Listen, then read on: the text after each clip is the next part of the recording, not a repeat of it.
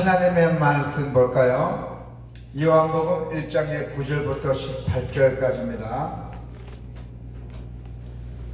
다 같이 하나님 말씀을 봉독합시다. 참빛 곧 세상에 와서 각 사람에게 비추는 빛이 있었나니 그가 세상에 계셨으며 세상은 그로 말미암아 지은 바 되었으되 세상이 그를 알지 못하였고 자기 땅에 오매 자기 백성이 영접하지 아니하였으나 영접하는 자 곧 그 이름을 믿는 자들에게는 하나님의 자녀가 되는 권세를 주셨으니 이는 혈통으로나 육종으로나 사람의 뜻으로 나지 아니하고 오직 하나님께로부터 난 자들이니라. 말씀이 육신이 되어 우리 가운데 거하심에 우리가 그의 영광을 보니 아버지의 독생자의 영광이요 은혜와 진리가 충만하더라. 요한이 그에 대하여 증언하여 외쳐 이르되 내가 전에 말하기를 내 뒤에 오시는 이가 나보다 앞선 것은 나보다 먼저 계심이라 한 것이 이 사람을 가리킴이라 하니라. 우리가 다 그의 충만한 데서 받으니 은혜 위에 은혜로라. 율법은 모세로 말미암아 주은 것이요 은혜와 진리는 예수 그리스도로 말미암아 온 것이라. 본래 하나님을 본 사람이 없으되 아버지 품속에 있는 독생하신 하나님이 나타내셨느니라. 아멘. 예수님을 향한 두 가지의 반응이 있죠.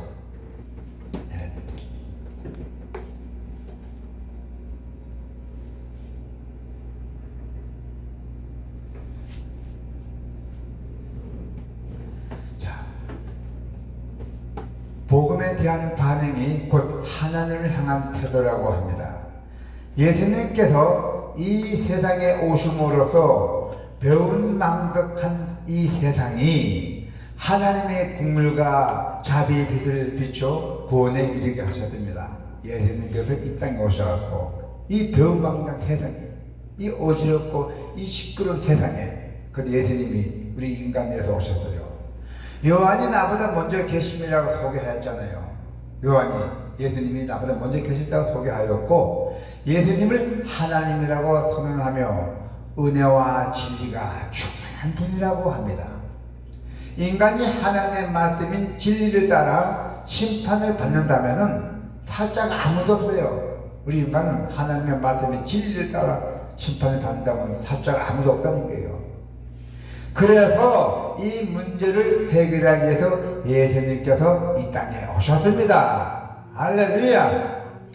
예수님께서는 십자가에 예수님께서 이 땅에 오셨고 또 십자가의 죽음과 그 부활을 통해서 율법의 요구, 즉 진리의 요구를 충족시켰다는 것이에요.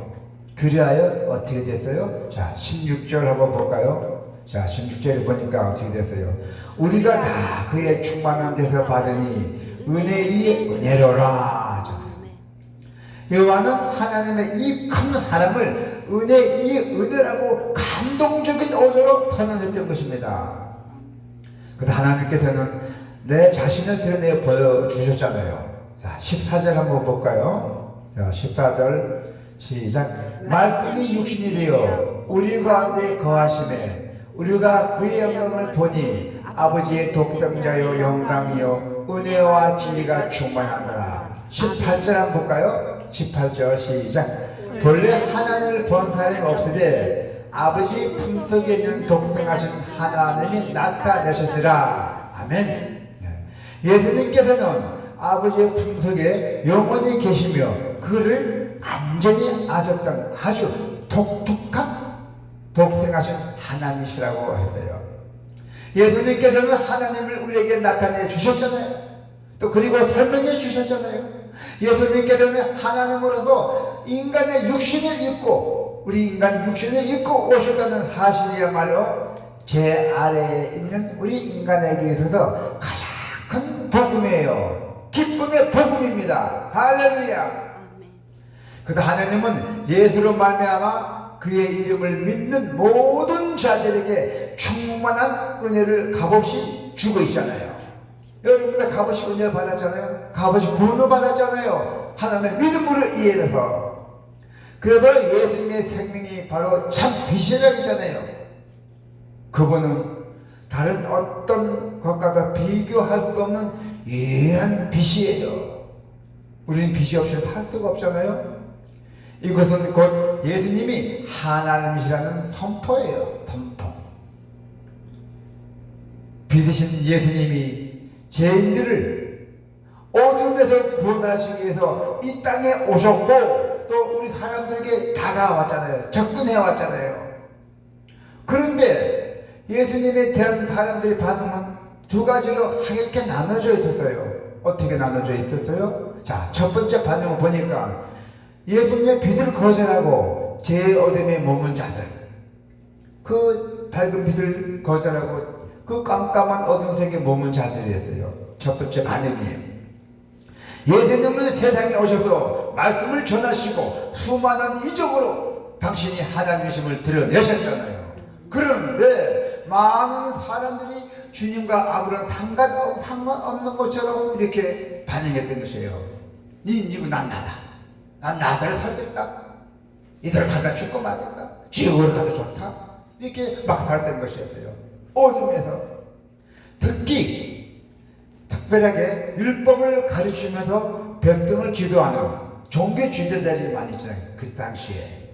네, 로마에 보면 천주교잖아요.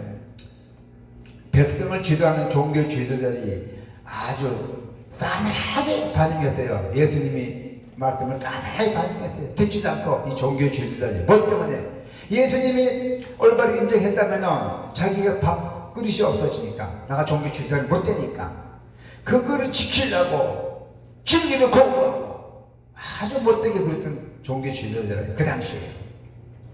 그래서 예수님이 싸늘하게 대했던 분들입니다. 예수님이 성장 과정을 지켜봤던 그 고향 사람들 역시 그래 목사 아들이야 배불러 없어. 그 선입견을 가지고 예수님을 판단했잖아요. 응? 고향 사람들이. 근데 예수님이 행하신 오병이어라죠. 아시죠? 오병이어. 그 기적으로 배부른 사람들을 하며 많이 했으니까 오병이어로 그 기적이 일어났잖아요. 백성들이 주님을 정치적으로 왕으로 세우려 했던 거예요. 백성들이 예수님이니까 맛있는 빵도 주고 막 주더라. 그 당시에 아주 기적이 있더라. 신기하더라. 그래서 우리가 예수님을 왕으로 모시면은 우리 배단이 목다 듣겠다. 그래서 백성들이 예수님을 이제 왕으로 모시려고 했어요. 그러나 주님을 정치적 왕으로 세우려 했지만은 예수님이 주시는 그 한 번의 기적으로는 만족할 수 없었던 거예요. 백성들이.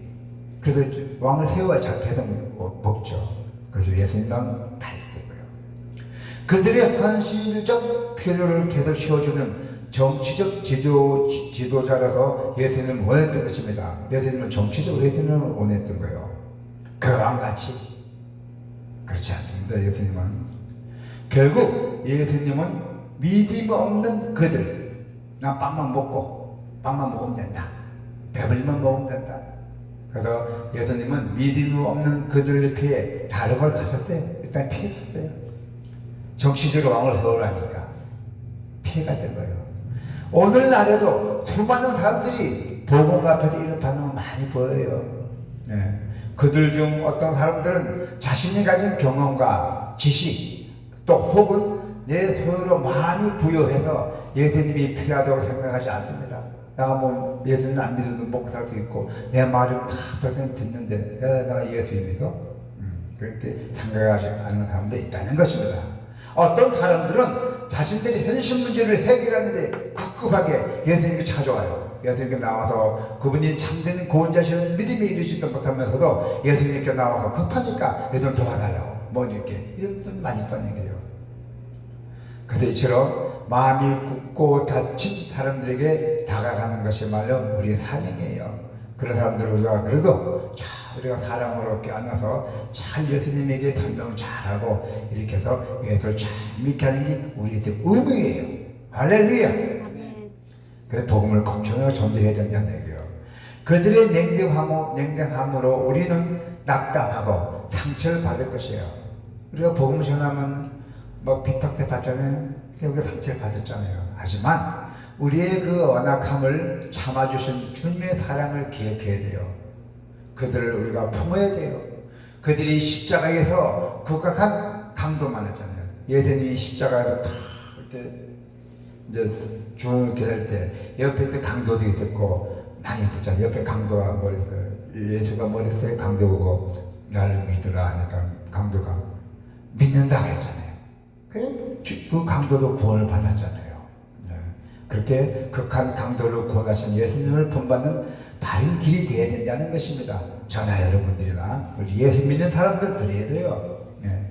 두 번째 뭐요? 두 가지로 나눠준댔잖아요. 두 번째는 우리가 참빛을 영접해서 하나님의 자녀가 된 자들도 있잖아요. 영접을 하나님 영접을 했기 때문에 세상의 빛으로 오신 예수님을 보고 기쁘게 받아들인 무리가 있었잖아요. 누구예요? 그들은 예수님이 전해주시는 말씀과 또 그분의 능력을 보고 예수님이 하나님이심을 확실하게 믿었던 것이에요. 할렐루야. 그 결과 그들은 하나님 자녀를 인정받았잖아요. 하나님의 자녀가 되기에 높은 지위나 혈통이나 필요하지 않아요. 돈만 많아도 되는 게 아닙니다.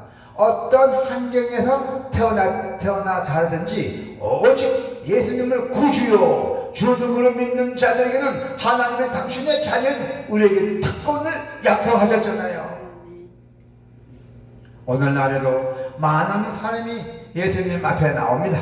의식주의, 특히 의식주의에서 나오고 또 공공함을 해결하기 위해서 또 혹은 질병을 당하는 또 고통을 경감하기 위해서 예수님 찾는 분도 많이 있습니다. 예수님은 하나님이시기에 이 모든 문제의 해답이시고 또 그것을 해결해 주실 수 있는 전지전능하신 하나님이십니다. 할렐루야. 하지만 그 믿음으로만 부족합니다. 우리는 참 믿으신 예수님을 통해서 우리 안에 있는 죄의 어둠을 제대로 보아야 돼요. 예수님을 통해서 우리 마음속에 있는 죄 우리가 한번 돌아봐야 돼요.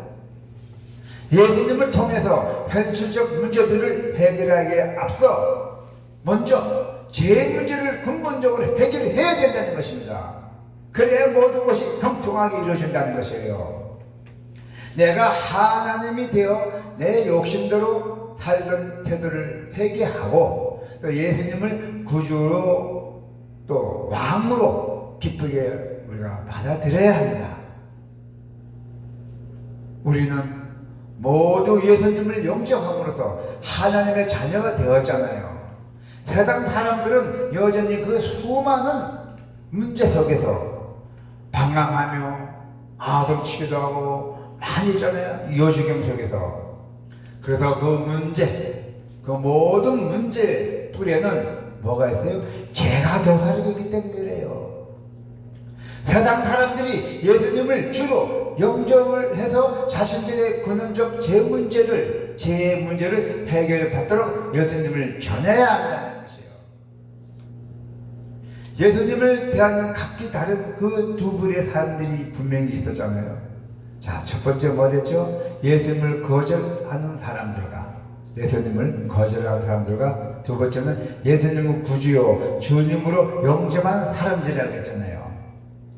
예수님을 영접한 사람들에게는 하나님의 자녀가 되는 그 놀라운 특권이 주어진댔잖아요. 여러분은 큰 축복 받은 분이에요. 돈 없이도 하나님만 믿음으로 인해서 그 특권도 받고 모든 해결이 만사형통되고 가정의 평강이 오고 있는 걸 주님이 확신합니다. 자, 여러분 이제 예수님을 하나님으로 잘 믿으시고 굳건하게 믿으시고 그리고 영접함으로써 하나님의 자녀가 되었다면은 이제 2025년도에는 그 죄악 속에서 여전히 방황하는 자들에게 예수님이 과연 누구신지를 잘 설명해야 돼요. 설명해서 그분을 잘 따르도록 우리가 해야 되는 거예요. 우리가 그분을 잘 따르가 설명하고 복음에서 복음 전도를 여러분이 하는 의미예요. 복음 전도가 2025년도에는 꼭 복음 전도하시기를 축원합니다. 아멘. 기도가 있겠습니다.